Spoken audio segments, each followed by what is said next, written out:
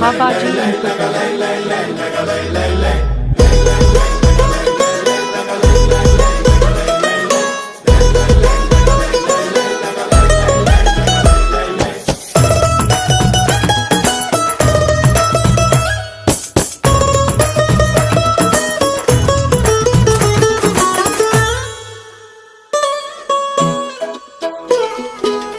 ನಿನ್ನ ಗೆಳತಿಯರಲ್ಲಿ ಸುಕುಮಾರಿಗಳಾರಿಲ್ಲ, ಅದರಿಂದ ತಾನೇ ನೀ ಸುಂದರಿ ಎನಿಸಿರುವೆ.